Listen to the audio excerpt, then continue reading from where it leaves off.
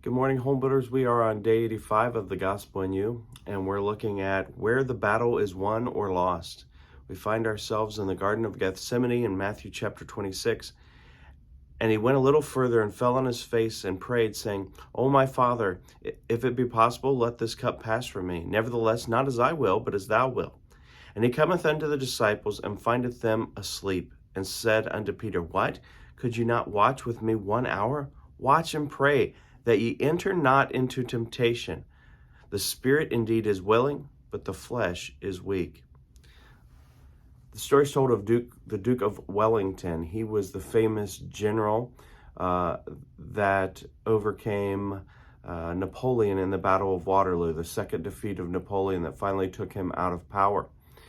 And after that battle, of course, he was famous throughout England, and he would always be invited to different ceremonies and situations that were going on. And he was invited back to his college that he'd grown up going to, the College of Eton, and he was watching a cricket game.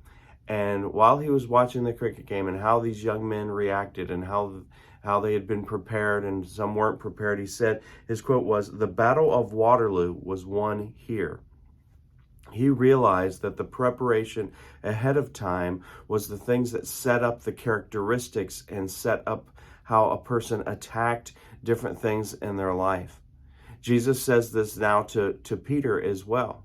We know if he had warned Peter that Satan was going to attack him and that he was going to deny Christ, and yet he still falls asleep in the Garden of Gethsemane. He wasn't alert. He wasn't on guard. He had not prayed. And what we see here is Jesus telling us that to be alert, we need to be in prayer with God. The battle is won ahead of time. You may have heard that before, where you need to draw the line in the sand for what you're going to do in life before it has ever approached you.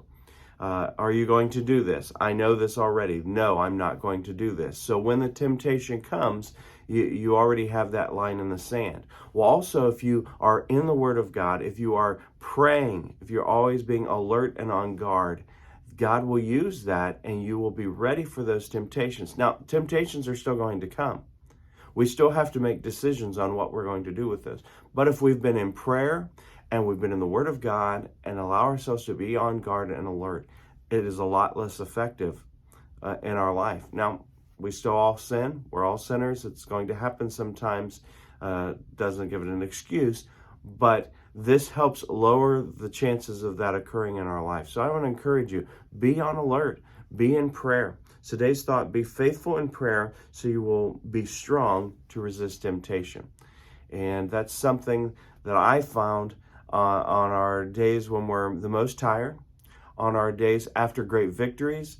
There's where we need to stay alert the most, but it's at all times as well. So think on that today. Hope to see you tonight at church. Love you guys. Bye.